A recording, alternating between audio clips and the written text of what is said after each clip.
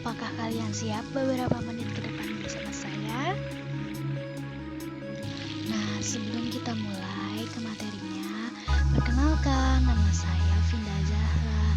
NIM saya 6421071, no absen 17, kelas 641A05. Oke, next kita lanjut ya. Kegiatan operasional bank. Dalam melaksanakan kegiatannya, bank dibedakan antara kegiatan bank umum dengan kegiatan bank perkreditan rakyat. Artinya, produk ditawarkan oleh bank umum lebih beragam. Hal ini disebabkan bank umum mempunyai kebebasan untuk menentukan produk dan jasanya. Sedangkan bank perkreditan rakyat mempunyai keterbatasan tertentu sehingga kegiatannya lebih sempit. Nah, ada beberapa kegiatan yang ada dalam bank diantaranya: A. Menerima simpanan. B. Memberikan kredit jangka pendek. C. Memberikan kredit jangka menengah dan kredit jangka panjang atau turut serta dalam perusahaan. Kemudian D. adalah memindahkan uang. E. Menerima dan membayarkan kembali uang dalam rekening koran. F. Mendiskonto. G. Membeli dan meminjam surat-surat pinjaman. F. Membeli dan menjual cek, surat wesel, kertas dagang, yang lain, dan pembayaran dengan surat dan telegram. Dan yang terakhir adalah I. Memberikan jaminan bank dengan tanggungan yang cukup. Nah, di sini ada menurut Undang-Undang Perbankan tahun 1992, kegiatan usaha BPR itu meliputi 1. Menghimpun dana dari masyarakat. 2. Memberikan kredit. Dan yang terakhir adalah menyediakan pembiayaan bagi para nasabahnya dengan menggunakan sistem bagi hasil. Kegiatan bank umum. Kegiatan bank umum itu meliputi 1. Menghimpun dana atau funding. Kegiatan menghimpun dana ini merupakan kegiatan membeli dana dari masyarakat. Kegiatan ini dikenal juga dengan kegiatan funding. Kegiatan membeli dana dapat dilakukan dengan cara menawarkan berbagai jenis simpanan. Simpanan ini sering disebut juga dengan nama rekening atau akun. Jenis-jenis simpanan yang ada di sini adalah: 1. Simpanan giro, demand deposit. 2. Simpanan tabungan atau saving deposit. 3. adalah simpanan deposito atau time deposit. Kemudian kedua adalah menyalurkan dana atau lending. Sebelum kredit diluncurkan, bank terlebih dahulu menilai kelayakan kredit yang diajukan oleh nasabah. Kelayakan ini meliputi berbagai aspek penilaian. Penerima kredit akan dikenakan bunga kredit yang besarnya tergantung dari bank yang menyalurkannya.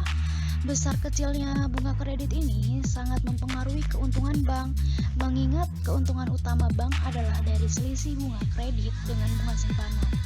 Secara umum, jenis kredit yang ditawarkan itu meliputi: 1. Kredit investasi. 2. Kredit modal kerja. 3. Kredit perdagangan. 4. Kredit produktif. 5. Kredit konsumtif. 6. Kredit profesi. Yang ketiga, terakhir, adalah memberikan jasa-jasa bank lainnya atau servis. Jasa-jasa bank lainnya itu merupakan kegiatan penunjang untuk mendukung kelancaran kegiatan menghimpun dan menyalurkan dana. Sekalipun itu sebagai kegiatan penunjang, kegiatan ini sangat memberikan keuntungan bagi bank dan nasabah. Bahkan, kegiatan ini memberikan kontribusi keuntungan yang tidak sedikit bagi keuntungan bank. Apalagi keuntungan dari spread base semakin mengecil, bahkan cenderung negatif spread. Bunga simpanan lebih besar dari bunga kredit. Nah, ini adalah kegiatan bank perkreditan rakyat. Kita sudah masuk ke dalam materi kegiatan bank perkreditan rakyat atau BPR. Nah, kegiatan BPR pada dasarnya itu sama dengan kegiatan bank umum, hanya saja yang menjadi perbedaannya adalah jumlah jasa bank yang dilakukan BPR jauh lebih sempit.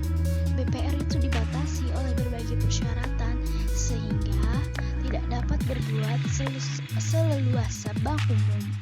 Keterbatasan kegiatan BPR juga dikaitkan dengan misi pendirian BPR itu sendiri.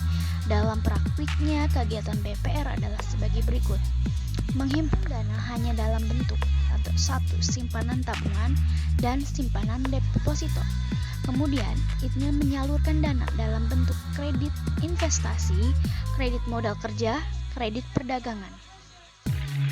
Larangan. Nah, kita masuk ke larangan yang tidak boleh dilakukan BPR, yaitu 1. BPR tidak boleh menerima simpanan giro.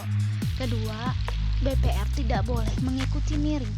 Ketiga, BPR tidak boleh melakukan kegiatan valuta asing. Dan terakhir, BPR itu tidak boleh melakukan kegiatan perasuransian. Oke, kita masuk ke materi terakhir, yaitu kegiatan bank campuran dan bank asing.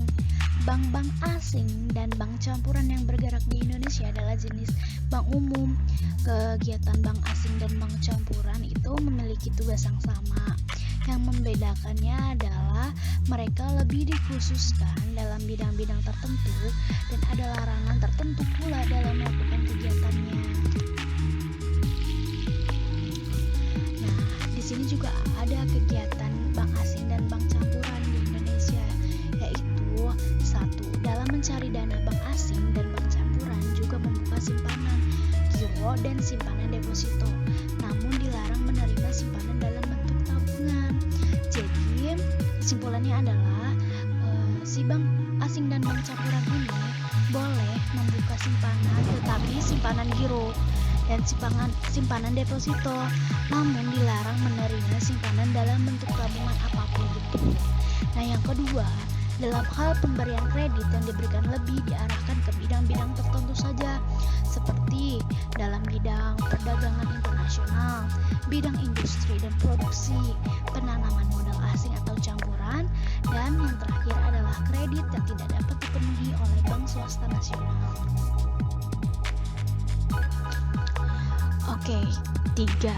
Ini sedangkan khusus untuk jasa-jasa bank lainnya juga dapat dilakukan oleh bank umum, campuran, dan asing sebagaimana layaknya bank umum yang ada di Indonesia seperti berikut ini. 1. Jasa transfer jasa miring. Kedua, jasa inkaso. Ketiga, jasa jual beli valuta asing. Keempat, jasa bank card atau kartu kredit. Kelima, jasa bank draft. Keenam, jasa safe deposit box. Ketujuh, ada jasa pembukaan dan pembayaran. Ke-8 ada jasa bank garansi. Ke-9 ada jasa bank notes. Dan ke-10 ada jasa jual beli travelers check quick. Dan ke-11 ada dan jasa bank umum lainnya. Jadi masih banyak lagi ya yang lainnya tuh, yang termasuk ke dalam kegiatan dalam bank campuran. Oke, thank you for watching. Terima kasih.